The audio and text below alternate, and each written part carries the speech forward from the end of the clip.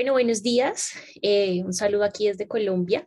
Muchas gracias por la invitación a este maravilloso congreso. Y bueno, pues me corresponde un tema muy debatido, un tema muy común, inclusive es un tema que todos debemos saber, ya se van a dar cuenta por qué. Nos vamos a ver un tiempo larguito, yo creo que el resto de la mañana con estos dos temas. Vamos a ver intoxicación por sustancias psicoactivas, inicialmente depresoras del sistema nervioso central y después vamos a ver las excitadoras del sistema nervioso central. Antes de iniciar, es importante definir qué es una sustancia psicoactiva, porque muchas veces nosotros creemos que una sustancia psicoactiva es algo que genera psicosis, ¿cierto? Y puede que sí. Lo que pasa es que de pronto la definición es un poco más extensa. Adicional a eso, las sustancias psicoactivas tienen un papel muy particular en la vida de la recompensa. Entonces, por la OMS, la definición de sustancia psicoactiva es cualquier sustancia que introducida en el organismo por cualquier vía de administración produce de algún modo una alteración natural del funcionamiento del sistema nervioso central en un individuo. Entonces, fíjense que no solamente es algo que nos genere psicosis, también puede ser sedación. Y además, esto es algo bien importante, es susceptible de crear tolerancia, dependencia y adicción. Esas son dos características bien importantes de las sustancias psicoactivas. Alteran el funcionamiento del sistema nervioso central y son susceptibles. No quiere decir que todas generen adicción, pero son susceptibles a crear tolerancia, dependencia y adicción. Teniendo en cuenta esto, pues las sustancias psicoactivas pueden ser muchas, entre esas algunas aceptadas por la sociedad, como el cigarrillo, como el alcohol, ¿cierto? Otras de pronto no tan aceptadas e ilegales, como los derivados de la cocaína, algunos hongos alucinógenos, que sabemos que vamos a debatir un poco más adelante. El cigarrillo, entra también algo del café, algunos medicamentos que hoy en día son controlados. Entonces, vamos a ir indagando un poco en el transcurso de las charlas de sustancias psicoactivas excitadoras y depresoras del sistema nervioso central, un poco de cada una de ellas. ¿Qué sabemos del consumo de sustancias psicoactivas? Y realmente no me quiero extender mucho en la epidemiología, porque para cada país tenemos unas estadísticas bien importantes relacionadas con sustancias psicoactivas. Y yo quiero hablar un poco más general. Y es que la UNOC, la Oficina de las Naciones Unidas contra la Droga y el Delito, ellos sacan unos reportes constantemente con respecto al consumo de sustancias psicoactivas. El último reporte que tenemos es del año pasado, donde básicamente ellos nos dicen, miren, 275 millones aproximadamente de personas en todo el mundo utilizan drogas. Recuerden, sustancias psicoactivas, lo que pasa es que a la traducción muchas veces vamos a decir drogas, ¿cierto? O sustancias psicoactivas. Lo que pasa es que a la traducción también puede ser fármaco, ¿no? Recordemos que muchos de ellos les dicen drugs a las sustancias psicoactivas. Entonces, para tenerlo en cuenta.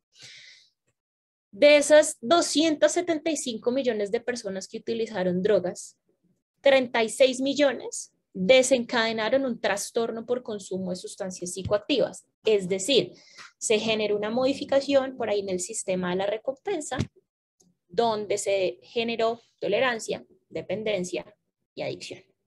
Recordemos que tolerancia es cuando yo necesito más cantidad para lograr el efecto que yo buscaba o con el que yo tenía inicialmente. Una dependencia es cuando a mí me hace falta esa sustancia psicoactiva, ¿cierto? Que puede ser medicamento. Vamos a ver qué medicamentos tienen esta capacidad. Y ya una adicción es cuando yo tengo cambios físicos, psíquicos secundarios a la falta del medicamento y pues puedo llevar algunas complicaciones bien importantes. Recordemos que la tolerancia y la dependencia pueden llegar a ser reversibles, mientras que ya un trastorno que involucra una adicción es muy poco probable que tenga un control o una cura, más que todo, porque el control sí se puede controlar. Estas son las sustancias que más están asociadas a este reporte que nos hizo la UNOC: cannabis, cocaína, alucinógenos, opioides, solventes, depresores en general, donde básicamente ahí nos involucran principalmente el alcohol, y les llama mucho la atención el policonsumo, entendiendo que algunas drogas son la puerta de entrada para el consumo de otras, o también sencillamente una persona va a una fiesta y puede combinar alcohol, Red Bull, cocaína, ¿cierto? Entonces, esto es importante tenerlo en cuenta. Cuando estaba haciendo la búsqueda con respecto a cuál es el mayor consumo en Perú, entonces, básicamente se encuentran principalmente los derivados de la cocaína. ¿Listo? Recordemos que las sustancias psicoactivas son la primera causa de intoxicación en el mundo. Anteriormente estaban como en la cuarta posición. Hoy en día, gracias a todo lo que vamos a ver en el transcurso de estas charlas y también la parte final de la charla, que son las nuevas drogas, pues esto se ha convertido como una piedra en el zapato para muchos, donde se ha convertido en la primera causa de intoxicación en el mundo, relacionada con nexo de causalidad toxicológico. ¿Cuáles son los usos o los fines principales? Y es que muchas veces uno dice sustancias psicoactivas, Patricia ya me dijo que pues generan modificación del sistema nervioso central, pero que también puede ser susceptibles a generar tolerancia, dependencia, adicción. Entonces uno pensaría que el fin principal es recreativo, ¿cierto? Lo consumo porque me gusta, ¿cierto? O porque de pronto me prescribieron un medicamento el cual mucho tiempo hice adicción. Pero fíjense que hay más usos y esa es pronto un poco la preocupación. Uno es lo que les venía diciendo, la autoprescripción y el seguimiento farmacoterapéutico. Recordemos que hay medicamentos que hoy en día ya están controlados por este riesgo. Por ejemplo, los hipnóticos sedantes, que los vamos a ver hoy, como benzodiazepinas, algunos barbitúricos. También tenemos los opioides, las drogas Z, que son medicamentos para inducir el sueño, ¿cierto? Entonces, todos estos son medicamentos que se prescriben por alguna condición del paciente, pero que por mecanismo de acción son medicamentos que después de cierto tiempo pueden generar tolerancia, dependencia y adicción, y ahí ya se nos vuelve no tanto farmacológico, sino un fin recreativo. Recordemos también que hay algunos opioides, por ejemplo aquí en Colombia el tramadol es de venta libre, entonces no necesariamente tiene que ser un controlado. Existen estas otras dos consideraciones, una es el chemsex y la sumisión química. De la sumisión química sabemos mucho. La sumisión química es el uso de una sustancia que puede ingresar por cualquier vía, idealmente debería ser vía oral, capaz de generar alteración en la conducta y el comportamiento de la persona. Es decir, que la sumisión química es la misma o es también, le podemos decir, intoxicación de origen delictivo. Hoy vamos a ver 3 sustancias que son psicoactivas que se utilizan en dosis muy bajas para generar sumisión química. Entonces, fíjense que también algunas sustancias psicoactivas nos sirven o son utilizadas por los victimarios para robar, homicidios, actos sexuales, ¿cierto? Y tenemos este término chemsex, que diremos, no, eso es nuevo, ¿no? El chemsex se lleva estudiando desde hace mucho tiempo. Y básicamente el chemsex es el uso de sustancias para favorecer una relación sexual con consentimiento, diferencia de la sumisión química que sería sin consentimiento.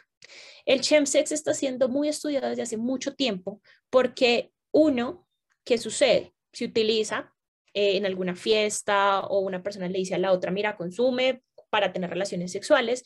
Sin embargo, como pueden generar algún poder adictivo, tolerancia, dependencia de adicción, pues terminamos yéndonos hacia otro lado más que un chemsex.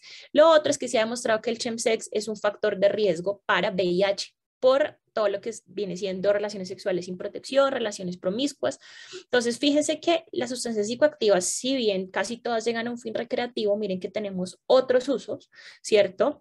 Que puede que no lleguemos a una adicción, como por ejemplo una sumisión química, porque se puede utilizar 1 o 2 veces a menos de que una persona pues le generen una intoxicación delictiva cada mes, que no creo que eso suceda. Pero pues sí tenemos el chemsex, esta prescripción de medicamentos que sucede mucho en todos nosotros que somos prescriptores, ¿cierto? Personal de salud. Entonces hay que tener mucha precaución.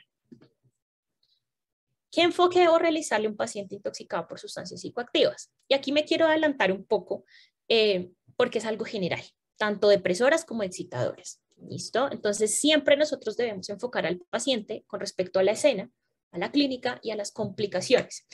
¿La escena de qué? Digamos que si ustedes trabajan en atención prehospitalaria, todo lo que encuentren en la escena es supremamente importante, ¿cierto? Entendiendo que, por ejemplo, algún polvo blanco, algún olor característico. Digamos que a uno le dicen cuando estudias toxicología, el olor, el sabor, el color. De una vez les digo, no vayan a probar nada. Estamos aquí hablando de sustancias psicoactivas, no prueben nada. Pero sí hay que tener mucho sentido común y todo lo que encuentran en la escena es indispensable para nosotros, porque, por ejemplo, muchas veces, o si ustedes trabajan en el servicio de urgencias o en una UCI, ¿cierto? Estos pacientes pueden estar agitados en su casa, el personal de ambulancia le coloca una benzodiazepina y cuando lo recibimos en el servicio de urgencias está con un síndrome característico contrario, pues porque se sedó. Entonces, todo lo que se encuentra en la escena, cómo se encontró el paciente, es indispensable. Además que el paciente intoxicado por cualquier cosa, principalmente, pero por sustancias psicoactivas, es muy cronológico. Claro, también esto depende mucho de la vida media de las sustancias psicoactivas que se utilizan. Lo otro son las manifestaciones clínicas y las complicaciones. O sea, ¿a mí de qué me sirve diagnosticar una sustancia psicoactiva o una intoxicación por sustancia psicoactiva y no pensar en las complicaciones y en los riesgos, ¿cierto? Entonces empecemos con la escena. Y la escena me refiero es a la parafernalia. Parafernalia, ¿ok? ¿Qué es esto de parafernalia? Es todo lo que yo pueda encontrar. De pronto un kit de heroína, ¿cierto? Una jeringa con una cuchara y un torniquete en una mesa, un polvo blanco, una pipa, ¿cierto? Y recuerden que hay pipas artesanales como las que ustedes ven ahí. Podemos ver unas pastillitas de colores, ¿cierto? Podemos ver unas pastillitas o unas papeletas de diferentes características. Entonces, hay algo más que me dice la parafernalia. Yo les voy a dar algunos ejemplos de la parafernalia, no con lo que me dice la escena, sino con lo que me manifiesta mi paciente, entendiendo que en el mundo de las sustancias psicoactivas, sobre todo las que generan un alto potencial de adicción, pues el lenguaje es un poco diferente, ¿cierto? En uno de los hospitales donde yo trabajo, somos centro de remisión para valoración del paciente con sustancias psicoactivas y enfermedad adictiva. Por ende, pues digamos que hablar con ellos son muy abiertos a hablar de este tipo de temas y uno termina aprendiendo es de los términos que ellos pues les manifiestan a uno. Entonces, me compré una bicha, hice un maduro y me fui a soplar utilizando el carro. Eso es una parafernalia. Ahora bien, ustedes ahí hagan el análisis, me compré una bicha, hice un maduro y me fui a soplar utilizando el carro. Esto es lo que yo pienso. Me compré una bicha, hice un maduro y me fui a soplar utilizando el carro, ¿cierto? Ahora, ¿será que eso es lo mismo que piensa mi paciente? Básicamente, me compré una bicha, me compré una papeleta de bazuco, hice un maduro, es decir, la mezclé con marihuana y me fui a soplar utilizando el carro. Soplar es consumo con una bicha artesanal, una pipa artesanal. ¿Listo? Entonces, estos son algunos ejemplos de alguna parafernalia de muchos de los términos que se utilizan aquí en Colombia, pero también hay muchos que se correlacionan en diferentes países de Latinoamérica. ¿Sí? El mensaje va a que, digamos, que identifiquen los que podemos ver en Perú. Otro ejemplo, no les voy a dar muchos ejemplos porque aquí podemos demorarnos, mejor dicho, en plena clase de parafernalia, ¿cierto? Me compré un Bob Marley y me hice un mangazo. Ok, entonces, ¿qué es lo que yo pienso? Me compré un Bob Marley y me hice un mangazo. Ok, me compré un Bob Marley, que es un porro, más de 10 a 12 centímetros de marihuana, y me hice un mangazo, que es consumo de un hidrocarburo que básicamente se impregna en la ropa y se inhala. ¿Claro? Entonces, digamos que es importante que la parafernalia no solamente me lo dice la escena, me lo dice también el lenguaje de mis pacientes. Bueno, ahora, este es otro tipo de parafernalia.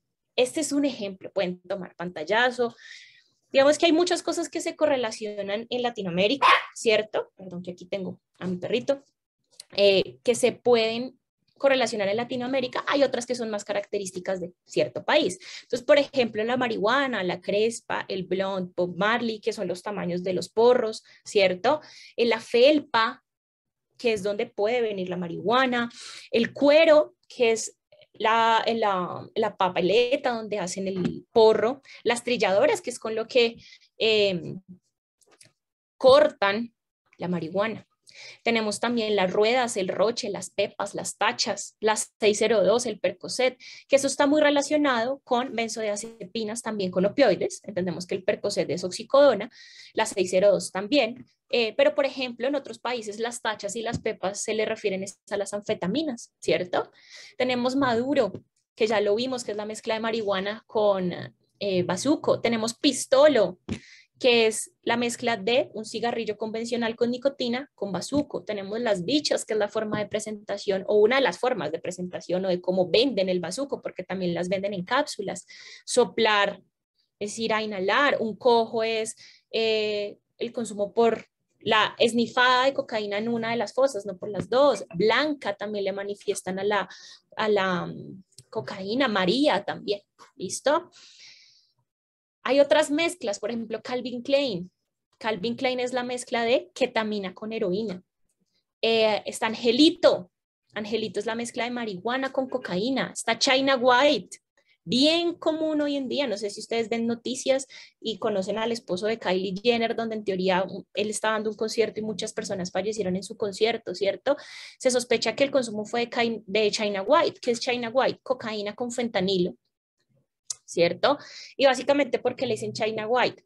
Porque recordemos que como tal la cocaína no es blanca, o bueno, realmente sí es blanca, pero digamos que hay algunos países que no necesariamente es blanca, ¿cierto? Entonces digamos que es un poco más polvorosa, de igual manera también con el fentanilo, donde sus mezclas hacen que se desencadene un polvo blanco, donde dicen que viene derivado de la China. También tenemos H, que es la misma heroína. Casi todos los pacientes heroinómanos le dicen a la heroína H. Chutarse o chutearse es inyectarse. Purple drunk, que es la mezcla de jarabe para la tos como de hidrocodeína, o sea, derivado del opioide, con gaseosa. Chasing the Dragon. Y aquí, digamos que hago algo muy puntual, es que le dicen a uno, si el paciente consume heroína, búsquele estigmas de venopunción. Y sobre todo en sitios donde no es común, la vena dorsal del pene, los interdigitálicos, ¿cierto? Pero fíjense que no toda la heroína se inyecta. Existe una vía de absorción de la heroína que es inhalada y se llama Chasing the Dragon. ¿Listo? Chasing the Dragon básicamente es utilizar un aluminio, por debajo lo prenden, la heroína inhala vapores y eso es lo que se inhala. Está Lean, que es la hidrocodeína. Está Galearse, mangazo por hidrocarburos. Está Speedball, que es la mezcla de cocaína y heroína intravenosa. Está el Chamber, que es la mezcla de alcohol antiséptico, el de droguería al 70%, con alguna sustancia azucarada. Aquí, por ejemplo, lo llamamos en Colombia frutiño, ¿cierto? Tenemos los boy packers, que son las mismas mulas o correos humanos. Está el cachito, los vapos, los vapeadores, los puchos, shot, chorrito, bueno, mejor dicho, un montón de parafernalia. Y tanto así que hay muchas canciones como las que ven abajo que también nos hablan de la misma parafernalia. Con respecto a las manifestaciones clínicas, recordemos que algunas sustancias psicoactivas nos hacen toxíndromes característicos. Y yo les voy a ir, a medida que vayamos avanzando en la charla, les voy a decir qué toxíndrome, en caso tal de que sí lo hagan, pues desarrollan algunas sustancias psicoactivas. Lo más importante es que un paciente con consumo de sustancias psicoactivas debemos examinarlo desde la punta de la cabeza hasta la punta del dedo gordo del pie. ¿Listo? Y porque podemos encontrar, fíjense, en diferentes mucosas, algunas anfetaminas, algún LSD, ¿cierto? Esta segunda imagen que ustedes ven podría ser, por ejemplo, un Chasing the Dragon, ¿cierto? También podría ser derivados de la cocaína. No se les olvide que aquí vamos a hablar de sustancias psicoactivas, es decir, todo lo que me genere alguna alteración normal del sistema nervioso central. Por eso es importantísimo evaluar todo lo neurológico y no dejemos a un lado el corazón. Vamos a entender que todo paciente intoxicado en general por cualquier cosa hay que solicitarle un electrocardiograma y aquí en sustancias psicoactivas aún más. Y con respecto entonces a las complicaciones, complicaciones y riesgos, digamos que aquí tenemos que valorar varias cosas. Uno, situaciones que comprometen la vida. ¿cierto? Yo les voy a ir contando acorde a las, si son depresoras, si son excitadoras, qué riesgos tengo, porque también algunos de ellos me tienen o me podemos administrar un antídoto. Tenemos las ayudas diagnósticas, y es que esa es una de las razones del por qué nosotros solicitamos paraclínicos en un consumo de sustancias psicoactivas, para identificar riesgos. Una pregunta que a mí me hacen siempre mis estudiantes y pues también algunos pacientes, algunos familiares es, bueno, pero si consumió sustancias psicoactivas, pues pidámosle un perfil toxicológico a ver a qué sale positivo. Digamos que ocurre dos problemas particulares. El primero es que la mayoría de las sustancias psicoactivas tienen una vida media corta. Es decir, que si por ejemplo se expuso a una anfetamina y la vida media es de 4 horas, pues pedirle un perfil toxicológico puede que me salga negativo y eso no me descarta la exposición. ¿Listo? Lo otro, si me sale positivo para marihuana y yo tengo, y el paciente clínicamente está perfecto, lo único que me dice a mí es que ese paciente consumió en las últimas 6 semanas como mínimo. Claro, entonces un perfil toxicológico en este contexto básicamente no me debe modificar la conducta. De pronto me podría confirmar lo que ya hice, es decir, yo sospecho clínicamente esto, creo que es esto, y ya el perfil toxicológico de pronto me puede validar lo que yo sospeché, pero nunca debería ser como un criterio definitivo yo para iniciar algún tratamiento. ¿Listo? Entendiendo eso, la vida media de los tóxicos. Dos, pues que si salen positivos o negativos, en algunas veces no me descartan un consumo agudo, ¿cierto? Y tres, la disponibilidad. Uno piensa que un perfil toxicológico es rápido, un perfil toxicológico mínimo se demora 2 horas, así sea en orina, ¿cierto? Digamos que lo único que podríamos pedir en sangre es la alcoholemia, que ese es un consejo que sí les doy. Todo paciente que les llegue a ustedes y sospechen que está borracho, pídanle alcohol, alcoholemia. Sé que ustedes tienen en el programa, en este programa, una charla relacionada con paciente alcoholizado. Y la otra pregunta que vamos a hacer es, dentro de los riesgos, ¿se beneficia de alguna medida de descontaminación? Porque a uno le dicen, está intoxicado, lavado gástrico, carbón activado. Pero digamos que aquí nos vamos a dar cuenta que muy pocas sustancias psicoactivas se benefician de una medida de descontaminación por dos cosas. Uno, por lo que les digo que se metabolizan muy rápido o sus vías medias también son muy cortas. Y lo otro es que para nosotros poder pasar una sonda nasogástrica, para nosotros poder administrar un carbón activado, mi paciente tiene que tener vía aérea permeable, buena ventilación, adecuada circulación y no debe tener un compromiso neurológico. Y aquí ya estamos viendo que las sustancias psicoactivas generan en cierto grado alteración en el sistema nervioso central. Entonces digamos que se beneficia, toca individualizar a cada paciente. Entonces iniciemos con la más común.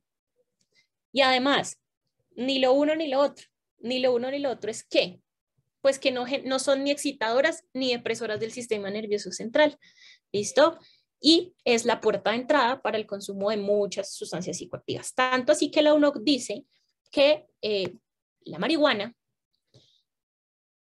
se ha visto su consumo a mayor temprana edad, inclusive de inicio a los 9 a 10 años.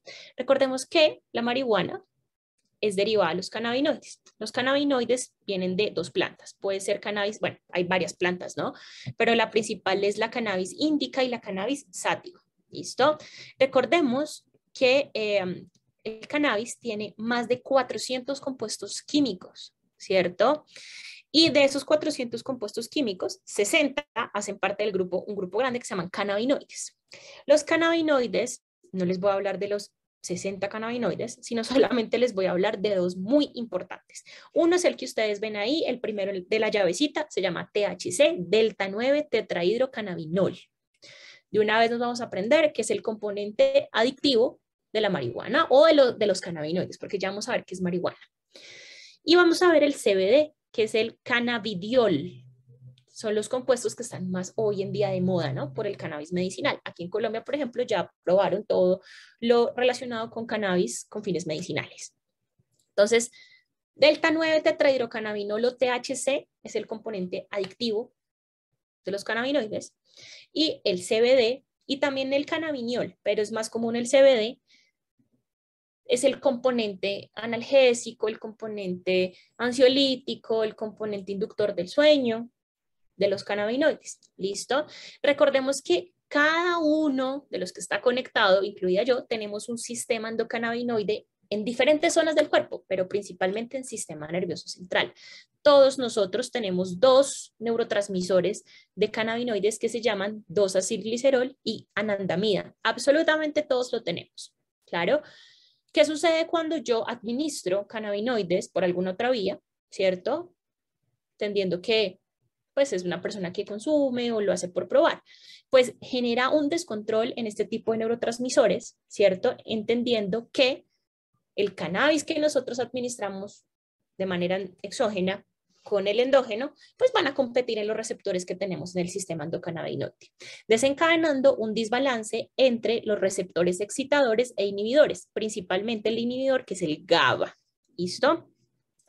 Ahí ustedes pueden ver las diferentes ubicaciones de los receptores de cannabis que tenemos cada uno de nosotros. Tenemos CB1 y CB2, ¿cierto? Entonces, fíjense que todos decimos, ok, por eso es que se consideró que el cannabis podía tener fines medicinales y es porque cada uno de ustedes y nosotros tenemos una vía de cannabinoides, el sistema endocannabinoide, que adicional a eso tenemos dos neurotransmisores que lo regulan y dos tipos de receptores que también están presentes. ¿Listo? Claro, el problema que ocurre es cuando se administra cannabinoides de manera exógena, pues donde van a ir a competir con estos receptores. Recordemos entonces que la marihuana, ¿qué es? La marihuana entonces es una combinación con flores y hojas secas de cannabis, ¿cierto? Recordemos que la marihuana tiene entre 1 y 10% de THC, puede ser más. Tenemos marihuana tipo creepy, corinto, cafucha, punto rojo, mangoviche. Estos últimos tres son bibliografía de mis pacientes, ¿sí? Tenemos también cannabis sintético, donde el más común es el Spice, que les voy a hablar de ellos más adelante, pero el porcentaje de THC se los quedo debiendo porque se ha demostrado que tienen un porcentaje muy alto de THC. Está el hashish, que es la resina o el aceite de la planta, tiene el 50% de THC. Y recordemos también que hoy en día tenemos medicamentos con cannabis. Nabilone, Sativex, Nebiot, que está aquí de la marca Procaps. Tenemos Marinol, Epidiolex. Si ustedes revisan ¿qué componente tienen estos medicamentos? En su mayoría todos tienen CBD, principalmente, o dronabinol, ¿cierto? O cannabidiol. CBD es el cannabinol, ¿listo? Entonces, fíjense que los medicamentos que están aprobados por las entidades reguladoras de cada país tienen en su mayoría o solamente tienen CBD, muy poco THC, entendiendo que el componente adictivo es el THC. Ese es el problema con el medicamento que tiene marihuana o que tiene cannabis y es artesanal. Como no está regulado por la entidad principal de cada país, no nos asegura que tanto THC tenga. Esas goticas artesanales, esa pomadita que compramos en la feria, ¿cierto? Entonces, estos medicamentos que los venden con cannabis y son artesanales, no podemos asegurar qué tanto contenido de THC tiene. Por ende, pues son pacientes que nos pueden llegar en psicosis, nos pueden llegar agitados, claro. No olvidemos también otras formas de presentación. Ahí ustedes ven que la marihuana se puede fumar en frutas. Ahí ustedes ven el cuero que está armando el porro, las pipas, los happy brownies, jucas, narguilas, claro, también hace parte de la parafernalia. Con respecto a los homeopáticos ocurre algo muy particular y es que también se puede prescribir cannabis homeopática. Lo que pasa es que con respecto a todo lo que sucede con la homeopatía es que el medicamento se diluye tantas veces que el contenido del cannabis es tan mínimo que alcanza a ser placebo y ni siquiera alcanza a ser un efecto pues psicoactivo como tal. Por eso es que uno le dice, no, yo tomo góticas de marihuana homeopáticas y perfil toxicológico positivo para cannabis. Realmente es tan poquito el medicamento que utilizan en homeopático relacionado con marihuana, que es lo que estamos hablando, pues que es muy poco probable que un perfil toxicológico salga positivo. Entonces ya se dieron cuenta, las vías de absorción de la marihuana pueden ser varias, también depende del tipo de componente y de una vez les digo que la marihuana tipo creepy es la que más se ha estudiado con respecto al componente psicoactivo y con respecto al componente de agitación psicomotora y de riesgo de esquizofrenia en gente joven. Resulta que ya les dije, las cannabinoides no se clasifican en un toxíndrome específico y ahí ustedes ven los diferentes como grados o sintomatologías en sistema nervioso central, ¿cierto? Son pacientes que pueden estar, muchas veces dicen, no, es que fumo marihuana y me siento tranquilo, entonces pueden tener una sensación de extrañeza, somnolencia, después con una manifestación un poco moderada, euforia, risa, despersonalización, a otras personas que presentan una agitación importante y a nivel grave hay crisis de pánico, psicosis, temblor, ataxia, coma, ¿listo? Y recuerden, ya les dije, la marihuana tipo creepy es la que más se ha estudiado con respecto a una posible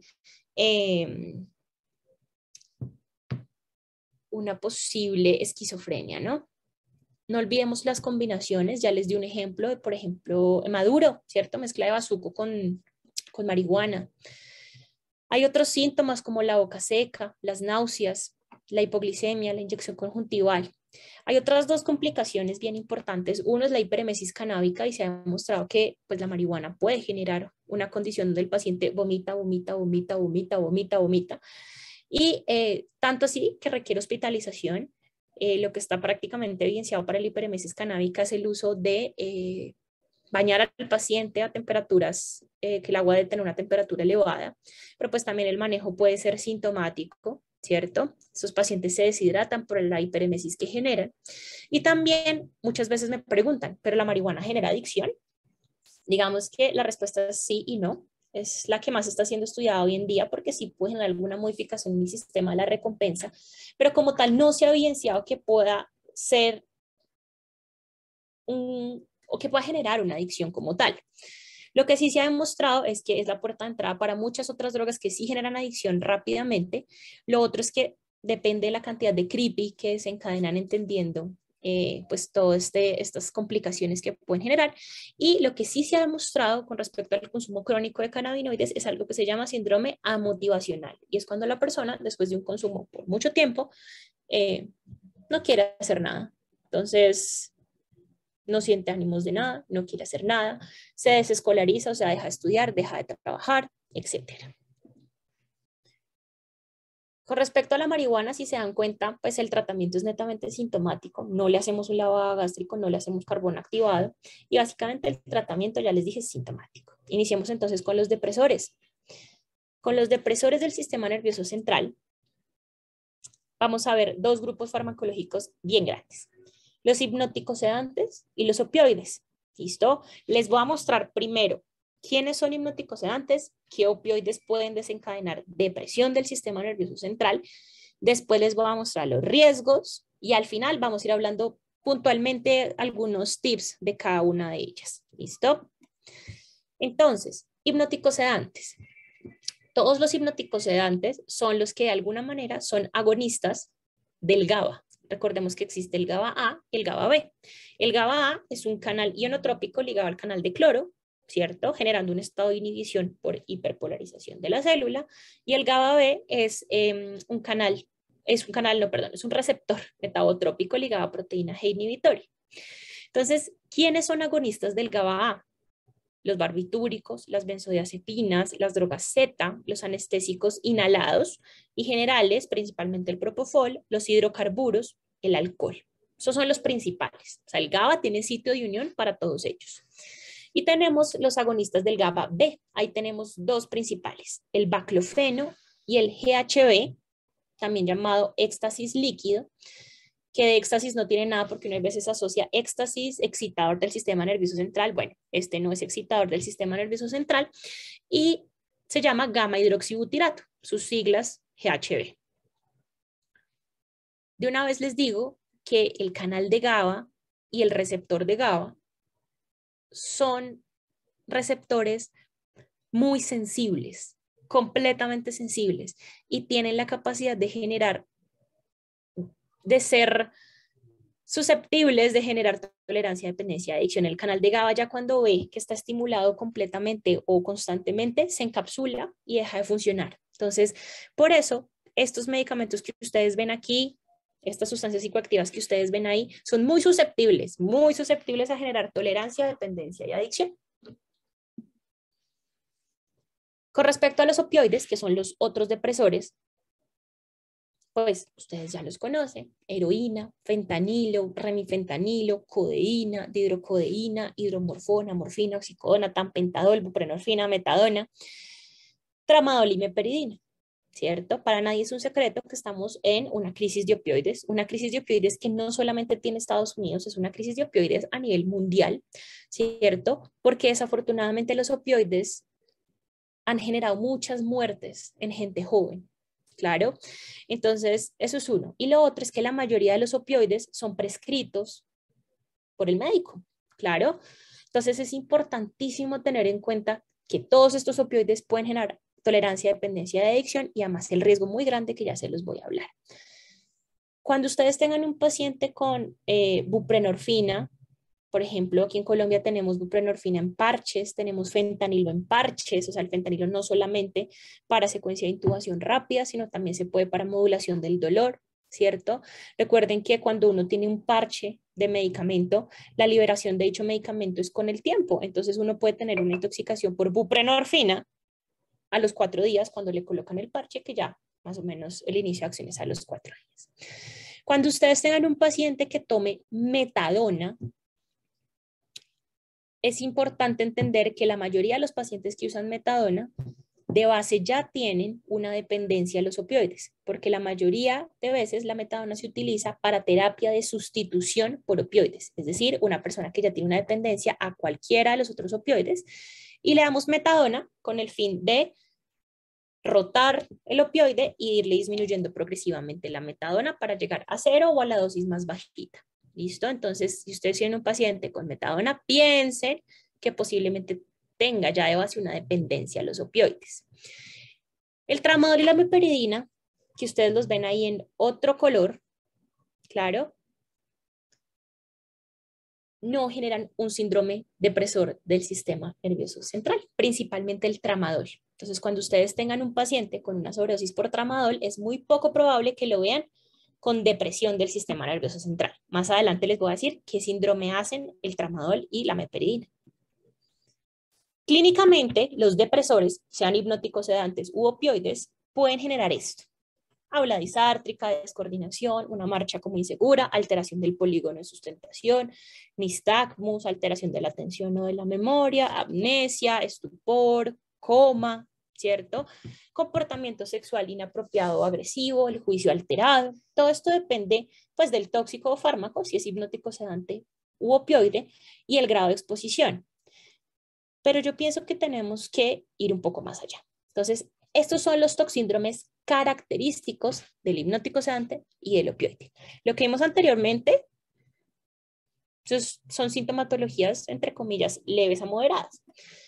Pero cuando ya nos vamos un poco más a clasificar a mi paciente, fíjense que el hipnótico sedante y el opioide generan signos vitales hacia la baja. Son pacientes que pueden hacer hipotensión, bradicardia, hipotermia marcada, pueden hacer bradipnea, que ahí está uno de los riesgos, ¿cierto? Con respecto a las pupilas, ustedes pueden encontrar un paciente con intoxicación por hipnóticos sedantes. Las pupilas son muy variables porque ya vimos que hay muchos medicamentos que generan y tóxicos que generan un toxíndrome hipnótico sedante. Entonces es muy variable. Lo que sí es que, por ejemplo, las benzodiazepinas generan miosis. Miren que los reos intestinales pueden estar normales o bajos en el hipnótico sedante. A nivel neurológico hay somnolencia e inconsciencia, que ese es uno de los riesgos también. Y fíjense que en otros puede haber deshidratación y no hay cambios de coloración en la piel. Digamos que esto es muy relativo. Lo que es la piel no me debería modificar la conducta con respecto al diagnóstico clínico, ¿sí? Les pongo un ejemplo. No es lo mismo encontrarme a una persona que le dio una intoxicación porque se tomó 3 cervezas, a una persona que se tomó 3 botellas de whisky y amaneció en la calle. el ambiente influye, la cantidad de alcohol influye. Entonces, digamos que aquí principalmente vamos a tener en cuenta los signos vitales para poder clasificar a mi paciente, los signos vitales y la parte neurológica.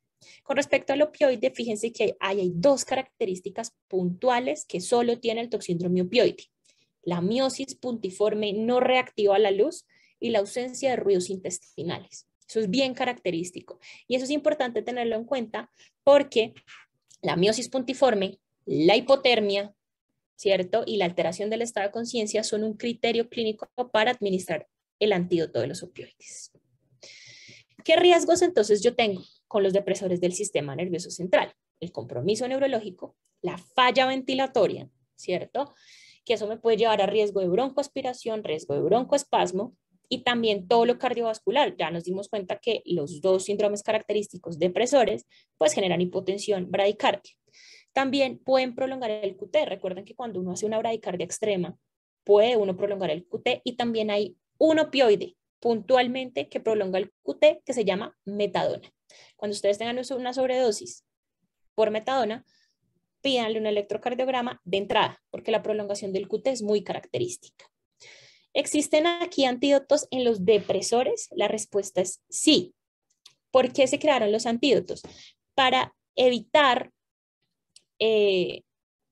maniobras invasivas en mi paciente. Es decir, evitar intubarlo, ¿cierto? Entonces, ya vamos a hablar un poco de los antídotos característicos de los depresores del sistema nervioso central. Lo que sí es que ustedes en mucha literatura van a encontrar cóctel de coma. ¿Sí? ¿Y qué es el cóctel de coma? Es administrar un conjunto de antídotos en un paciente que está con depresión del sistema nervioso central y mirar la cual le pega. Es decir, mirar que si yo administré naloxona, flumacenil, tiamina, dextrosa, a ver si el paciente se despierta por alguno de ellos. Entonces, no vamos a utilizar cóctel de coma de esa manera. Es decir, no vamos a coger o a agarrar una solución salina y meter ahí todos los antídotos, ¿cierto? Lo que vamos a hacer es individualizar a mi paciente. ¿Listo?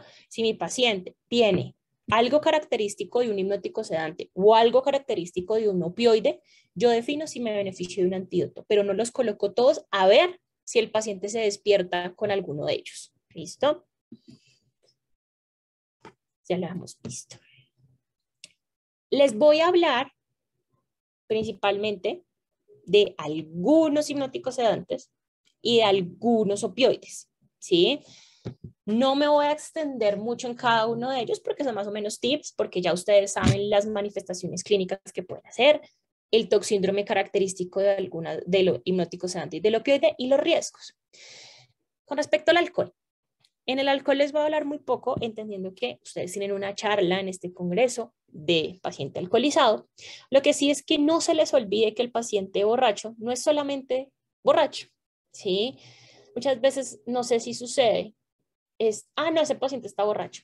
Por allá colóquenlo en la parte más escondida de la sala de urgencias, o cuando, por ejemplo, lo despachan en la ambulancia, no, está borracho, está. Entonces, yo sé que a uno le dicen que todo paciente borracho, pues obviamente se le descartaron un trauma craneoencefálico hasta que se demuestre lo contrario, ¿cierto? Pero yo pienso que hay más cosas que debemos tener en cuenta. Uno, es que no olvidemos que el alcohol se metaboliza cada hora. Entonces, este paciente puede mejorar con el transcurso del tiempo, ¿cierto? Lo otro es que las alcoholemias muy altas hacen que de pronto esta cinética de eliminación se demore y a veces nos toca dializar al paciente. Y no olvidemos el alcohol antiséptico, que es el alcohol de droguería, el alcohol que, mejor dicho, desde aquí cerraron en pandemia 20 de marzo 2020, todo el mundo compró su alcohol antiséptico, ¿cierto? Alcohol por encima del 70%. Bueno, ese es alcohol etílico, ese alcohol también hay pacientes que son adictos a este tipo de alcohol. Aquí en Colombia lo combinan con gaseosa o con una sustancia azucarada que se llama frutiño y se llama chamber. Claro, no olvidemos este primero que les voy a decir que se llama corazón de fiesta. Ya vimos que el alcohol genera un toxíndrome hipnótico sedante, o sea, bradicardia, hipotensión, alteración del estado de conciencia, hipotermia, bradipnea, claro. Pero algo puede suceder y es que ustedes van, examinan a su paciente, está en hipnótico sedante, pero cuando lo auscultan y cuando lo monitorizan está taquicárdico. podemos sospechar dos cosas. Uno, o que combinó con otras cosas, o dos, que está desencadenando un corazón de fiesta. El corazón de fiesta es una de las arritmias más importantes y más características relacionadas con el alcohol. Principalmente es una fibrilación auricular, también hay ventriculares. Entonces, fíjense, ustedes encuentran a su paciente, está en hipnótico sedante, pero cuando lo monitorizan y lo auscultan están taquicárdicos. Y si está arrítmico, piensen que es una FA y no descarten el corazón de fiesta. Ahí ya de entrada saben que todo paciente alcoholizado, además de examinarlo completamente, tenemos que pedirle un electrocardiograma. El corazón de fiesta se maneja tal cual como una arritmia cardíaca. Identifica si está estable, si está inestable y demás. No dejen a un lado. Esto sucede por aumento de un metabolito del alcohol que se llama acetaldehído. ¿Listo? Está la encefalopatía alcohólica. Recordemos que los pacientes que son alcohólicos, todas las vitaminas se las consume el alcohol. Al alcohol le encanta el ácido fólico, la vitamina B12, le encanta la tiamina, razón por la cual se las consume todas y es una causa pues de encefalopatía, ¿cierto? El corazón, el cerebro, como yo le digo a mis pacientes, se puede volver como, se arruga, ¿listo? Tanto así que el alcohol puede desencadenar Alzheimer a largo plazo. Pero la encefalopatía alcohólica tiene algo característico y es una triada. Ustedes pueden tener un paciente borracho, pero además alcohólico, y si presenta oftalmoplejía, ataxia y confusión, ese paciente está en una encefalopatía alcohólica hasta que se demuestre lo contrario, sin descartar otras causas, y se beneficia tal vez de dosis altas de tiamina. No descartemos que el alcohol también genera cetosis alcohólica, pancreatitis, hepatopatía y demás. Y el delirium tremens, ¿sí? Que esa es una urgencia toxicológica dentro del consumo de sustancias psicoactivas. ¿Qué es el delirium tremens? El delirium tremens es a lo que nosotros llamamos la abstinencia alcohólica. Si alguno tiene la oportunidad de ir a Bruselas, Bélgica, o ya ha ido, les recomiendo este bar que se llama delirium tremens. Se dice que el delirium tremens es que el paciente logra visualizar elefantes rosados. Ustedes entran a ese bar y créanme que todo está decorado con elefantes rosados. Pero digamos que más que eso, la abstinencia alcohólica y la abstinencia se debe tratar. Es una urgencia, claro. Recordemos que el alcohol pues genera un toxíndrome hipnótico sedante, pero cuando una persona ingiere alcohol de manera regular y ya se le diagnostica un trastorno por consumo de alcohol, este canal de GABA se inactiva y se activa el de glutamato, que es el N-metildeaspartato. Y el glutamato pues es un neurotransmisor excitador del sistema nervioso central. También la abstinencia generan descargas adrenérgicas. Pueden simular un síndrome más bien asociado a la adrenalina, taquicardia, hipertensión, agitación. También puede ocurrir un fenómeno de kindling, que es una estimulación constante a nivel del cerebro que desencadena convulsiones. Y en este caso también está muy ligado al déficit de magnesio. ¿Listo? Entonces, un consejo que les doy es que con respecto a la abstinencia alcohólica, nosotros tenemos varios riesgos. ¿Listo? Dentro de las primeras 8 horas podemos tener el primer pico de abstinencia, primeras 8 horas. Y fíjense que tenemos hasta una semana para que el paciente desencadene un delirium tremens. Tanto así que nosotros en toxicología dejamos hospitalizados a estos pacientes 8 días. Esto que ustedes ven aquí abajo, donde está caminando el elefante rosado, son todas las manifestaciones clínicas que están asociadas a la abstinencia alcohólica. Un consejo que les doy, más personal desde la toxicología, es que en estos pacientes con abstinencia alcohólica pueden utilizar varias escalas. Mi consejo es utilicen esta. Se llama SIGWA-AR. Y básicamente la pueden encontrar en internet, colocan SIGWA-AR Calculator. Ahí lo que hacen es que a este conjunto de signos y síntomas les colocan un puntaje y ustedes van llenando la calculadora. Y les dice si ese paciente tiene un riesgo de o si ya está desencadenando una abstinencia alcohólica. Riesgo de abstinencia o abstinencia leve, moderada y severa. Básicamente, también recordemos que los pacientes con abstinencia alcohólica y abstinencia en general se benefician principalmente de uso de benzodiazepinas. Claro, uno dice, no, es que el paciente está agitado, está alucinando, antipsicóticos.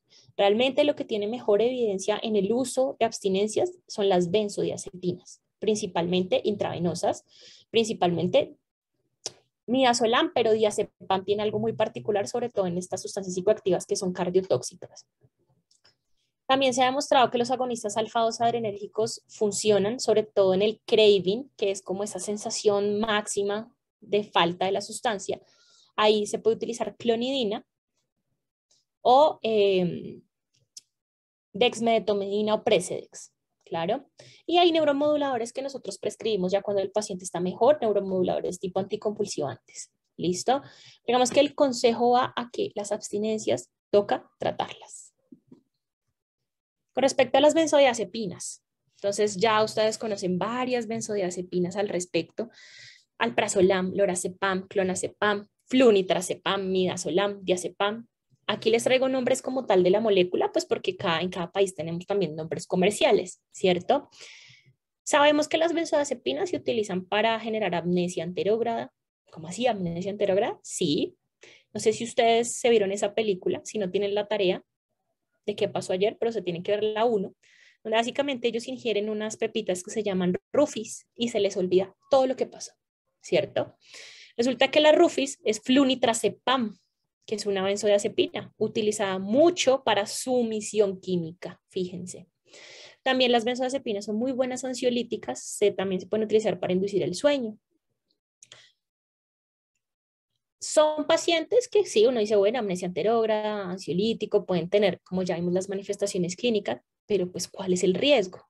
Que si yo me paso de alguna dosis de benzodiazepinas, puedo generar falla ventilatoria y deterioro neurológico. Entonces, ahí entra en juego un antídoto que se llama flumazenil. El flumazenil es el antídoto de las benzodiazepinas o de la intoxicación por benzodiazepinas. Entonces, el flumazenil viene en ampollas de 0.5 miligramos en 5 mililitros. Tiene algo muy particular y es que no sé si alguno de ustedes ha utilizado flumazenil. Realmente yo lo utilicé muchas veces porque fue mi proyecto de grado cuando me gradué de la especialidad de toxicología clínica. Pero básicamente, ¿qué utilizamos? Tomamos el medicamento, lo envasamos en una jeringa y colocamos 0.2 miligramos. Esperamos más o menos de 30 a 60 segundos. Después de eso, identificamos si el paciente responde o no responde o responde parcialmente. Con base en eso podemos administrar el resto de la ampolla, o sea, los 0.3 que sobran. Y ahí volvemos a valorar otro minuto más. Si ustedes revisan los Vademecum, Saptuday, Lexicon, sale que la dosis máxima es de 5 miligramos. Consejo de toxicólogo: no utilicen o no lleguen hasta los 5 miligramos, porque el flumazenil tiene algo muy particular y es que disminuye el umbral convulsivo, tanto así que está contraindicado en pacientes que tienen trauma craneoencefálico, antecedente de epilepsia, estado posictal, el uso de proconvulsivantes como antidepresivos tricíclicos. Entonces, digamos que yo digo, el antecedente de epilepsia es muy difícil saberlo, pues porque si el paciente, por ejemplo, fue encontrado en vía pública y no tenemos información si está, pues de qué enfermedades sufre, pues ahí es muy difícil saber si sufre o no de epilepsia, claro. Pero pues desafortunadamente en muchas sobredosis o en muchos intentos de suicidio se toman benzodiazepinas con otro grupo farmacológico, antipsicóticos, anticonvulsivantes, que son proconvulsivantes. Entonces es importante tener en cuenta esto. Entonces el paciente nos puede convulsionar. Con trauma craneoencefálico toca primero vigilar bien a su paciente, tanto así que muchas veces uno prefiere no administrar flumazenil, sino intuba al paciente, va y le hace su tomografía axial computarizada, identifica si tiene algún trauma craneoencefálico y ya espera que el paciente responda teniendo en cuenta la vida media de las benzodiazepinas. La vida media del flumazenil es de 40 a 80 minutos. Eso quiere decir que si el paciente tiene una sobredosis significativa por benzodiazepinas y yo le revertí el efecto, más o menos, a los 40 minutos o un poco menos ya se está volviendo a sedar. ¿Listo? No hay mucha evidencia con respecto al uso de infusión de flumazenil. Ustedes van a encontrar el uso del flumazenil en PubMed, varios artículos donde lo utilizan para otro tipo de patologías, principalmente alcohol, ¿cierto? Pero en este contexto el flumazenil es más para identificar si el paciente responde o no responde. ¿Listo? En esta y otras causas toxicológicas son diagnósticos diferenciales, es decir, ustedes pueden tener un paciente donde sospechan intoxicación por benzodiazepinas, pero recuerden que hay medicamentos como la intoxicación por beta bloqueadores, por calcio antagonistas, por digitálicos, que son diagnósticos diferenciales del toxíndrome hipnótico sedante inducido por benzodiazepinas. ¿Qué moléculas o qué medicamentos tenemos similares a las benzodiazepinas que también tienen sitio de unión en el GABA? Principalmente las drogas Z. también llamadas drogas para dormir. Ahí tenemos Solpidem, Saleplon, Esopiclona, Ralmetión. Ellas vienen en presentación oral. Tienen una vida media muy corta. Claramente su indicación puntual es inducir el sueño. Tienen un metabolismo por CYP3A4. Cuando ustedes lean que un medicamento o una sustancia se metaboliza por CYP3A4, es importante entender que puede llegar a tener interacciones de importancia clínica con otros medicamentos que también se metabolicen o sean inductores o inhibidores de las citocromos. Algo bien importante con las imidazobenzodiazepinas o droga Z. Generar una tolerancia importantísima. Ustedes van a ver que este paciente les dice a uno, no, me tomo una tableta de Solpidem todas las noches. Y pongo el ejemplo, yo los veo en la consulta al mes y ya no va una tableta todas las noches, sino 6 tabletas todas las noches. Entonces, claro, esos pacientes terminan sobredosificados y fallecen por sobredosis. Pregunta del millón, como decimos acá, ¿el flumazenil sirve? La respuesta es parcialmente sí. O sea, nosotros hay muchos reportes de caso donde se ha administrado flumazenil en intoxicación por droga Z y el paciente revierte su cuadro neurológico parcialmente. Entonces, en algunos pacientes se han utilizado. Con respecto a los barbitúricos, de estos no les voy a hablar mucho porque ya casi no se utilizan en el ambiente extrahospitalario, o sea que un paciente le llegue a un intoxicado por barbitúricos, puede llegar, pero no es tan común. Recordemos pues que los barbitúricos también tienen un sitio en el GABA, pero ocurre algo muy particular, y es que todos los que vimos anteriormente tienen un sitio en el GABA, abren el canal, ingresa el cloro y cierran el canal. ¿Qué hace el barbitúrico? El barbitúrico se une al canal de cloro del GABA, abre el canal y lo deja abierto. Nunca cierra el canal. Por eso va a entrar mucho cloro a la célula constantemente y eso hace que haya un estado de hiperpolarización o un estado de inhibición mucho más profundo. ¿Listo? Y constante. Entonces, digamos que fíjense que los barbitúricos, y es la razón del por qué los barbitúricos hoy en día los utilizamos como anestésicos, ¿cierto? Adicional a eso, inhiben la enzima que metaboliza el GABA. Entonces va a haber mayor producción de GABA. ¿Listo? E inhiben los canales de sodio voltaje dependientes. Por ende, también algunos de ellos pueden desencadenar arritmias cardíacas en sobredosis. Ahí ustedes ven la clasificación de los diferentes barbitúricos. Les traje solamente estos 4. Los más comunes que vamos a ver es el fenobarbital y el tiopental. El fenobarbital es el que tal vez posiblemente pudiéramos ver una intoxicación de que una persona lo haya ingerido, entendiendo que es de acción prolongada y lo prescriben algunos neurólogos como anticonvulsivante. También lo pueden prescribir para temblor, por ejemplo.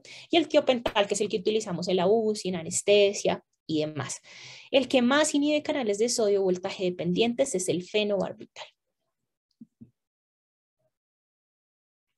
Entonces, recordemos, fenobarbital, además de lo que les digo de bloquear canales de sodio, es un inductor potente de citocromos, es decir, que el fenobarbital puede inducir el metabolismo de algunos medicamentos que se metabolicen por citocromos.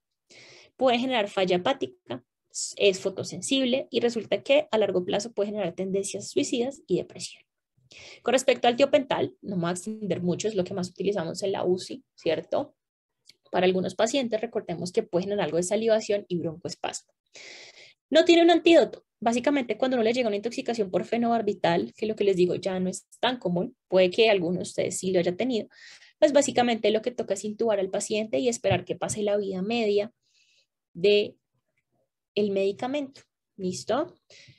Claro, ¿cuál es el riesgo? Toda la hipoxia que presentó cuando se expuso al medicamento. Actualmente se usan poco por otros hipnóticos sedantes igual de potentes, pero con menos efectos adversos, entendiendo que los barbitúricos son los que dejan el canal de cloro del GABA abierto completamente. Con el propofol ocurre algo muy particular. Recordemos que es un anestésico intravenoso de acción rápida o corta. Su inicio del efecto es muy rápido, lo utilizan los anestesiólogos, ¿cierto? Tiene un metabolismo hepático y extenso por CYP2B6, o sea, un citocromo. Y digamos que yo digo, bueno, ¿será que hay algún accidente relacionado prehospitalario, por ejemplo, o sea, que paciente se intoxicó por propofol en su casa? Y uno se me pone a pensar y uno dice, pues sí, ¿cierto? Tenemos al señor Michael Jackson, que tuvo una sobredosis por muchas sustancias, entre esas propofol. Y recordemos que existe algo que se llama síndrome de infusión por propofol. Estos pacientes son principalmente manejados en la unidad de intensivo, en acompañamiento pues con el anestesiólogo. Nosotros aquí desde toxicología hacemos prácticamente el acompañamiento, pero pues digamos que es un síndrome que se maneja en conjunto. Está asociado con dosis altas y a tiempos prolongados de propofol, más o menos 5 microgramos kilogramo hora o un uso de 24 horas. Lo que ustedes ven ahí son algunos hallazgos característicos del síndrome de infusión por propofol, principalmente acidosis metabólica, rhabdomiólisis que puede progresar a falla renal, hiperpotasemia, hepatomegalia, hipertrigliceridemia, que realmente es dislipidemia, pero principalmente aumento de triglicéridos, arritmias cardíacas, insuficiencia cardíaca aguda refractaria. Y el tratamiento es netamente sintomático. Usualmente los síndromes de infusión por propofol que yo he visto que ha sido 2, ellos se van principalmente de diálisis. Entonces, cuando uno tiene un síndrome de infusión por propofol, pues es lo primero que uno piensa, ¿cierto? Ahora, los GABA-B, fíjense, vimos los depresores o sustancias psicoactivas que son depresoras del sistema nervioso central y que actúan en el GABA-A. Ahora, ¿cuáles actúan en el GABA-B? Está el baclofeno y me atreví a copiar y pegar tal cual la indicación puntual del baclofeno, por ejemplo, por el INVIMA, esto es copiado de la página del INVIMA. El INVIMA es la entidad regulatoria de aquí en Colombia de medicamentos. Y el baclofeno tiene una indicación muy puntual. Espasticidad crónica severa de origen medular asociada a trauma o esclerosis múltiple. También puede ser de origen cerebral y que no responden a otros antiespásticos. Claro. La dosis máxima de 30 a 45 miligramos y básicamente porque esa dosis como muy dosis máxima como muy entre 30 y 45 y es que las tabletas, por ejemplo, aquí en Colombia son de 10 miligramos. Lo que ustedes ven ahí en esa caricatura son las diferentes manifestaciones clínicas que puede tener, por ejemplo, una intoxicación por baclofeno. Los primeros 7 días, básicamente lo que hacen son síntomas gastrointestinales. El paciente también puede generar mucho temblor, pero con el tiempo generan una falla ventilatoria importantísima, generan falla cardíaca, falla hepática y falla renal. No tenemos un antídoto como tal. Estos pacientes, inclusive en sobredosis, en su mayoría fallecen. Y tenemos el GHB, que es el otro GABA-B o agonista GABA-B, también llamado droga de la violación o éxtasis líquida. Entonces, ya recuerden, de éxtasis no tiene nada y es utilizada para sumisión química. Entonces, fíjense que ya hablamos de 2 sustancias que se utilizan para sumisión química, que es otro fin de las sustancias psicoactivas. Las benzodiazepinas, Rufis, y gamma hidroxibutirato. Falta un tercero, que ya lo vimos, que se llama alcohol. Hoy en día, el victimario se aprovecha del estado de embriaguez de la persona que la roba, claro. Vamos a ver que hay otras sustancias también psicoactivas excitadoras del sistema nervioso central que también se utilizan para sumisión química, pero las 3 principales son benzodiazepinas, GHB y alcohol para sumisión química. El GHB anteriormente se utilizaba para el el tratamiento de la narcolepsia y se utilizaba de manera ilegal en los gimnasios porque era muy buena anorexígeno, entonces se lo utilizaban para bajar de peso. Lo que pasa es que se demostró que puede generar alteración en la voluntad de una manera bien importante en las personas. A dosis muy bajas puede generar depresión del sistema nervioso central. Y lo otro es que tiene una vida media supremamente corta, no pasa las 3 horas. Es decir, que el efecto inicia rápido y es tan rápido que el victimario hace lo que quiera hacer, delito sexual, robo, homicidio y ya. Inclusive uno puede pedir perfil toxicológico y puede que salga completamente negativo porque esa vida media es supremamente corta. Ahora, con respecto a los opioides. Con respecto a los opioides, recordemos que ya vimos cuáles eran. Hay algunos cardiotóxicos, principalmente la metadona que prolonga el QT. Muchos de ellos liberan histamina, sobre todo los que son derivados de la morfina, es decir, que el riesgo de que esa persona pues haga vasodilatación, prurito, rash, es muy grande. También el riesgo de infecciones, sobre todo en las personas que se inyectan heroína, ¿cierto? Y es importante también otras causas toxicológicas que pueden sospechar un toxíndrome opioide y no lo son. Entonces, ustedes pueden tener un paciente con un toxíndrome opioide, hipotensión, bradicardia, ausencia de arroz intestinales, miosis puntiforme y le colocan el antídoto y no revierte. Y básicamente, ¿qué otras causas pueden simularme un toxíndrome opioide? El GHB, que ya lo vimos, la intoxicación por clonidina, la intoxicación por captopril, la intoxicación por ácido valproico y la intoxicación por nuevas drogas, que ese es nuestro último tema de hoy. Entonces, recordemos, los opioides tienen un antídoto. Entonces, si ustedes tienen su escena o el personal de APH, de ambulancia, les comenta un poco que la clínica está muy relacionada a un toxíndrome opioide y el paciente tiene falla ventilatoria, compromiso neurológico y miosis puntiforme no reactiva a la luz, yo le coloco naloxona. Recordemos que la naloxona puede venir en ampollas de 0.4 miligramos en 1 mililitro, viene en spray, aquí en Colombia, por ejemplo, no la tenemos disponible en spray, también está en autoinyector. Recordemos que es el único medicamento incluido en el soporte vital básico, el único. Es decir, que de los 169 que estamos aquí conectados, tenemos que saber cómo utilizar la naloxona, porque es el único en el soporte vital básico. Bueno, por eso es que la AJA recomienda y tiene varios cursos relacionados con opioides y tiene varias recomendaciones. Básicamente, ¿cómo se coloca? Una ampolla, se la administramos al paciente. La dosis máxima es de 15 miligramos. Otro consejo toxicológico, no lleguen hasta la dosis máxima porque la naloxona puede generar edema agudo de pulmón. Entonces, si ustedes ven que después de 2, máximo 3 dosis de naloxona el paciente no mejora del todo, piensen que de pronto es otra causa toxicológica como las que les nombré aquí de GHB, clonidina, etcétera, o piensen que ya toca intubar a ese paciente. Claro.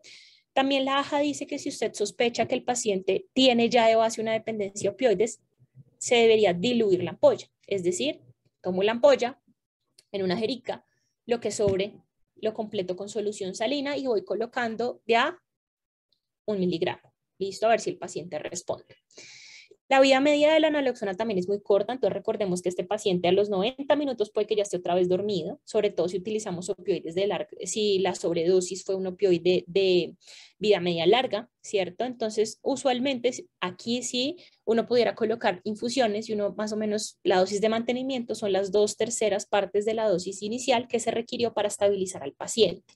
Entonces, mucho cuidado, porque si ustedes ven que en serio el paciente después de más o menos 3 ampollas no mejora del todo, piensen que este paciente les va a entrar en paro respiratorio de manera rápida, pues preferiblemente intubarlo. ¿Listo? Aquí les traigo las recomendaciones de la AJA 2020 con respecto a naloxona. No les traje las de 2015 porque esas recomendaciones son desde el 2015. Aquí les traje los cambios para 2020.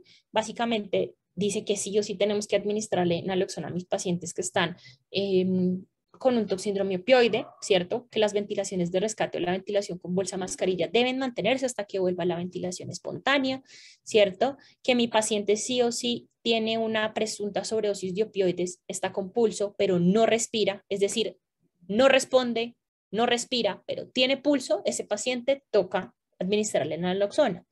Si el paciente, o bueno, si jadea también, si el paciente no tiene pulso, iniciamos todo el algoritmo de RCP normal que le enseña a uno la AJA, pero también se considera la naloxona. Claro, siempre, siempre la RCP de alta calidad. Aquí les traigo básicamente, no les voy a explicar como tal. Los algoritmos están de fácil acceso en la página de la AJA, pero básicamente lo que sí es que una actualización del 2020 es que la AJA colocó 2 algoritmos. Básicamente el primero es para el personal de salud y el segundo es para personal lego, entendiendo que todos tenemos que saber cómo utilizar la naloxona. Básicamente eso es lo que ya nos enseñan a nosotros, asegure la escena, si el paciente respira, si no responde y demás. Básicamente dice aquí, si usted es personal de salud y la persona está con una sospecha de intoxicación por opioides y no ventila con normalidad, administro la naloxona, utilizo el DEA principalmente, pero administro la naloxona.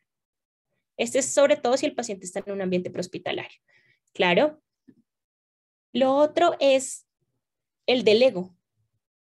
Miren que el del ego tiene algo, una diferencia bien característica. El ego es una persona que, pues, se dedica a ciertas cosas de la salud, pero no necesariamente tiene toda su experiencia como personal de salud, ¿cierto? Entonces, fíjense que aquí tenemos algo bien particular y es que recuerden que los legos sí deben valorar el pulso. La AJA nos lo dice puntualmente, ¿cierto? Una persona, ahí digamos que hay una característica puntual en este caso de la valoración. El caso es que miren esta diferencia. Utilice un DEA, utilice un DEA. Administre naloxona. Considere naloxona. O sea, aquí se puede considerar, pero no es necesario administrarla si yo realmente no estoy seguro que la sobredosis es opioides y se lo dejamos al personal de salud. Claro, pero miren que todos nosotros debemos por lo menos sospechar un consumo de opioides. Ya vimos cómo es el toxíndrome opioide característico para que no se los olvide: hipotensión, bradicardia, hipotermia, bradipnea, miosis puntiforme no reactiva a la luz, ausencia de ruidos intestinales. ¿Listo? Y la escena, todo lo que vimos, miren toda la parafernalia que hay de consumo de opioides. ¿Listo? Y no olvidemos que la abstinencia de opioides también se debe tratar. Claro, lo que ustedes ven ahí son las manifestaciones clínicas características del la abstinencia de opioides. Entonces, miren que si lo comparamos con el toxíndrome de opioides, completamente lo contrario.